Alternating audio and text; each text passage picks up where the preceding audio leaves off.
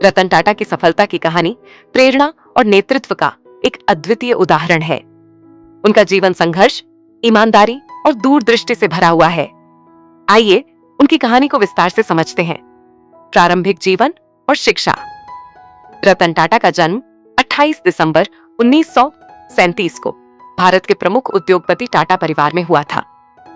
जब वे छोटे थे तब उनके माता पिता का तलाक हो गया और उनका पालन पोषण उनकी दादी लेडी नवाजबाई टाटा ने किया। रतन टाटा ने मुंबई के Cathedral and John Connon School से शिक्षा प्राप्त की और बाद में अमेरिका चले गए। उन्होंने कॉर्नेल यूनिवर्सिटी से आर्किटेक्चर की पढ़ाई की और हार्वर्ड बिजनेस स्कूल से एडवांस्ड मैनेजमेंट प्रोग्राम पूरा किया। करियर की शुरुआत रतन टाटा ने 1961 में टाटा समूह में शामिल होकर अपने करियर की शुरुआत की। शुरुआती दिनों में उन्होंने टाटा स्टील की जमशेदपुर फैक्ट्री में काम किया, जहां उन्होंने मजदूरों के साथ काम करके जमीन से जुड़े अनुभव हासिल किए। नेतृत्व और टाटा समूह का विस्तार। रतन टाटा 1990 में टाटा समूह के अध्यक्ष बने।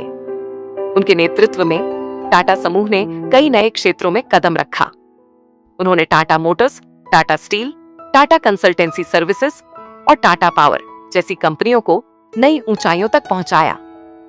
उन्होंने टाटा इंडिका, भारत की पहली स्वदेशी कार, और टाटा नैनो, दुनिया की सबसे सस्ती कार जैसी महत्वाकांक्षी परियोजनाओं का नेतृत्व किया।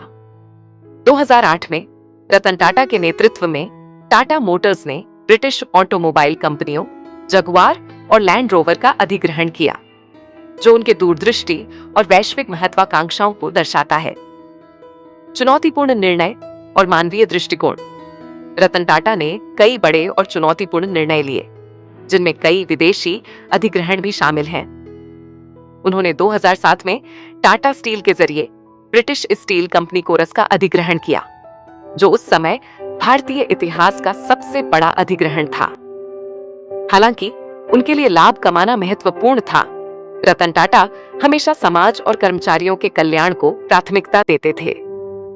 उन्होंने परोपकार और समाज सेवा में भी बड़ा योगदान दिया, जिसमें स्वास्थ्य, शिक्षा और ग्रामीण विकास जैसे क्षेत्रों में काम शामिल है। रिटायरमेंट और परोपकार। 2012 में रतन टाटा ने टाटा समूह के अध्यक्ष पद से सेवानिवृत्ति ले ली, लेकिन वे अब भी समूह के मानद अध्यक्ष बने हुए हैं। रिटायरमेंट के बाद उन्होंने अपने परोपकारी कार्यों पर अधिक ध्यान केंद्रित किया है।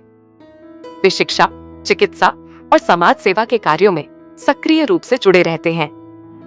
सम्मान और विरासत। रतन टाटा को उनकी उपलब्धियों के लिए भारत सरकार ने 2000 में पद्म भूषण और 2008 में पद्म विभूषण से सम्मानित किया। उनका नाम न केवल भारत बल्कि विश्व भर में एक नैतिक और दूरदर्शी उद्योगपति के रूप में लिया जाता है। रतन टाटा की सफलता की कहानी हमें यह सिखाती है कि सही दृष्टिकोण, ईमानदारी और समाज के प्रति जिम्मेदारी के साथ किसी भी चुनौती का सामना किया जा सकता है। Thanks for watching. Subscribe my channel.